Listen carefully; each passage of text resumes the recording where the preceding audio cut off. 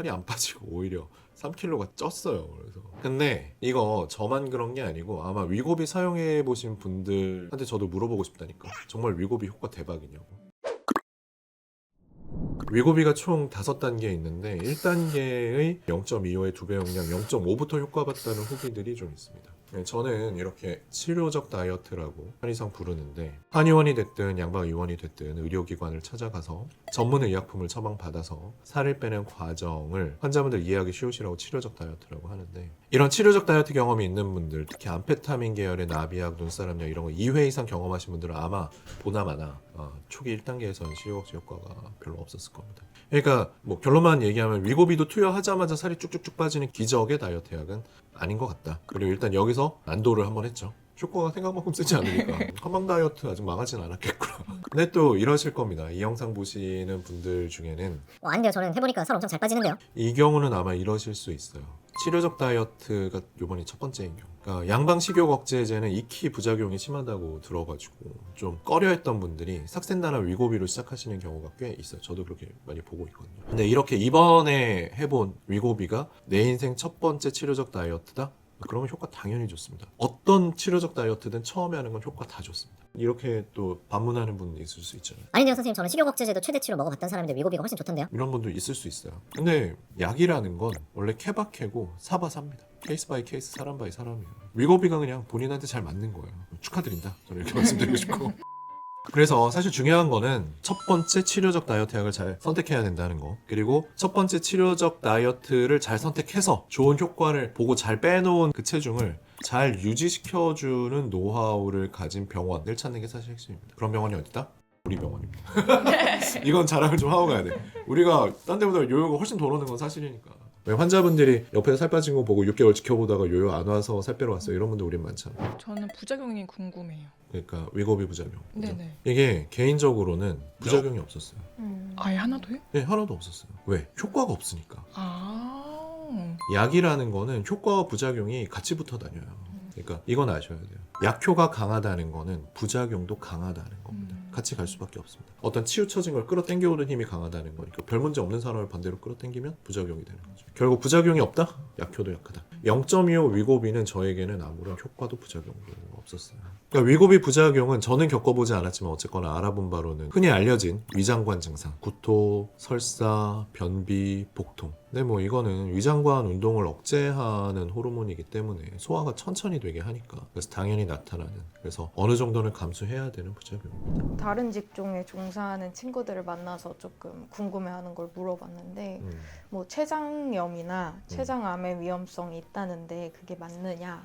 오, 그런 것까지 일반인들이, 그러니까 영상 찾아보면 그런 얘기가 나오니까 네. 췌장염 그리고 갑상선 암을 일으킨다는 보고가 있습니다. 급성 췌장염 사망 케이스가 일단 미국에선가 있었고 갑상선 암은 쥐 실험 통해서 나왔다고 하고, 그리고 저는 사실 제가 이제 췌장염 과거력이 있진 않은데 췌장암 가족력이 있어요.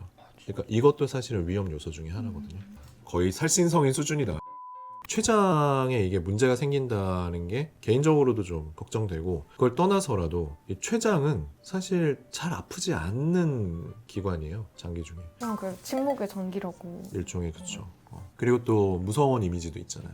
암 중에 제일 무서운 암이 췌장암이다. 왜? 세계 최고의 부자였던 스티브 잡스도 못 이겨내고 젊은 나이에 췌장암으로 사망했잖아요. 그러니까 사망 확률이 극히 높고 생존 확률이 극히 낮은 게 췌장암. 근데 여기 이 췌장에다가 부담을 준다. 줄 수밖에 없어요. 왜냐하면 GLP-1이든 뭐 인슐린인 거든 다 췌장을 쥐어짜는, 어떻게 보면 효과가 있는 약이거든요. 쉽게 설명하자면. 물론 이렇게 또 보시면 안 돼요. 위고비 하면 췌장암 걸린다. 이러면 또 나 진짜 이상한 사기꾼들이야. 췌장 이렇게 받아들이시면 안 됩니다. 하지만 이제 췌장에 부담을 주는 건 사실이고, 이게 췌장염이 종종 발생한다는 뭐 보고는 있으니까 또 이런 연구 결과도 있어요. 잦은 췌장염을 겪은 사람이 췌장암 발생 확률이 8배 높다. 이 정도는 좀 걱정하셔야 된다. 그리고 이렇게 또 생각하시는 분들이 있더라고요. 이게 원래 당뇨 치료제로 만들어졌다가 다이어트 약이 된 거거든요. 그러니까 나는 당뇨 있으니까 이건 당뇨도 잡히고 살도 빠지면 좋은 약 아니야? 단순히 그렇게 받아들이시면 안 되고, 당뇨가 있으신 분들이 췌장 기능이 떨어져 있는 분들이고, 당뇨가 있으신 분들이 췌장염이 잘 발생해요. 사실 그럴 수밖에 없어요. 그래서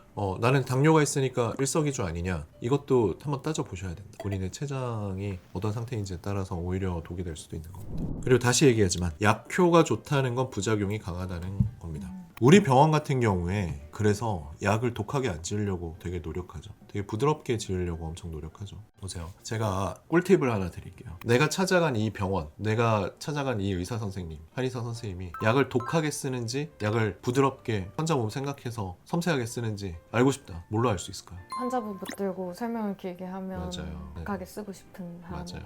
반대면은 이제 맞아요. 강하게 어떤 병원이든 찾아갔는데 원장님이 환자 얼굴도 안 봐. 화면 보고 클릭하고 나가보세요. 독한 약 쓰면 됩니다. 환자 컨트롤을 약으로 하겠다는 얘기가 강한 약을 쓸 수밖에 없죠. 근데 의사 선생님이 없는 시간 쪼개서 뒤에 대기 환자도 많은데 어떻게든 환자 붙잡고 이것저것 설명을 막 해주려고 그래. 그럼 약을 독하게 쓰고 싶지 않다는 얘기. 딱 필요한 만큼만 쓰고 싶다는 얘기입니다. 근데 아무튼 저는 개인적으로 가족력에 췌장암이 있었기 때문에 제가 췌장 관련 그 과거력은 없지만 이번에 위고비 실제 체험해본 바로서 이거는 저로서는 되게 꽤나 위험한 시도였단 말이에요. 근데 다행스럽게도 어떤 면에선 효과도 없고 살도 안 빠지고 오히려 쪄서 중단했다. 그러면 한방 다이어트 시장은 끝났나요? 그쵸. 딴방 다이어트 망했나요? 수납각인가요? 뭐 아니라고 생각합니다. 삭센다 때도 한때 영향을 받았어요. 초창기에. 이번 위고비도 타격이 장난 아니었죠. 하지만 다시 회복했고 삭센다 때는 오히려 이후에 더 좋아졌습니다. 실제로 위고비가 출시된 작년 2024년 하반기는 영향이 컸습니다. 나도 이거 뭐야 이럴 정도로. 근데 우리 알고 있죠. 1월부터 다시 회복세고 점점 올라오고 있어요. 그리고 제가 요번에 이제 일주일 동안 해본다 그랬잖아요. 위고비 플러스 다이어트 한약 콤비네이션 치료의 효과에 따라서 뭐 오히려 새로운 시장을 만들 수도 있는 거 아닌가? 역시 위기는 기회일 수도 있지 않을까? 특히나 뭐 저희 병원 한약 다이어트는 뭐 단순히 살만 빼는 거 아니고 왜 수험생 보약으로 살 빠지면서 집중력 좋아지는 뭐 수험생이나 고시생들 용으로도 나가기도 하고 최근에 우리 지금 뭐 준비하고 있는 거 있잖아요.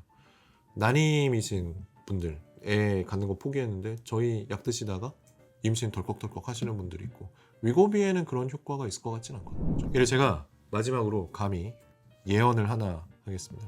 기적의 다이어트 약이라는 표현이 엄청나게 많이 나왔죠. 매스컴에서. 이게 일반인들에게는 어떻게 들리냐 하면 나는 아무것도 안 해도 살이 빠지는 약처럼 들립니다. 그쵸? 동의어예요 거의.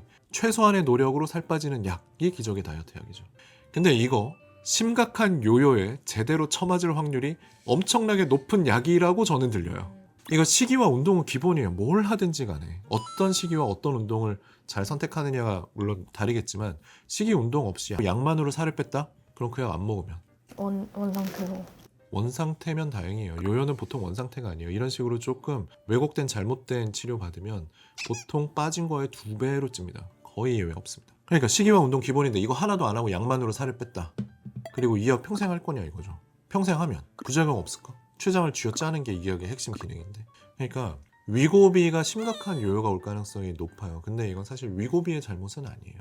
오히려 거저 먹으려고 하는 안 좋은 심보를 가진 다이어터들의 잘못된 심리 때문일 거기는 한데 아무튼 위고비 요거 대략 보통 6개월 정도는 해볼 거라고 생각해요. 근데 6개월 하면 대략 200-300 정도의 돈을 쓸 거잖아요. 그 돈을 계속 쓰기 사실 어렵거든요. 그래서 그 사람들 위주로 단약, 그러니까 위고비 치료 중단 이후에 심각한 요요 현상이 많이 보고될 겁니다. 다이어트 카페나 이런 데. 이건 제가 예언한다는 거. 저는 환자분한테 맨날 이런 얘기해요. 제가 약을 지어드리지만 약 효과가 아무리 좋아도 약만 믿지 말라고. 약만 믿고 있었던 분들은 절대 다이어트 안 끝난다고. 그래서 강의 꼭 열심히 보시라고. 강의가 약보다 훨씬 중요하다고. 그래서 저희는 강의 안 보면 약 출발 안 하잖아요. 오늘 위고비 효과가 좋은 만큼 심각한 요요 올 수 있다. 그래서 하더라도 꼭 챙길 건 챙겨가면서 위고비 끝난 다음에도 요요 오지 않게끔 그 부분을 충분히 예방하면서 하셔야 된다라는 말씀 드리면서 오늘 위고비 관련된 내용은 이렇게 마치겠습니다.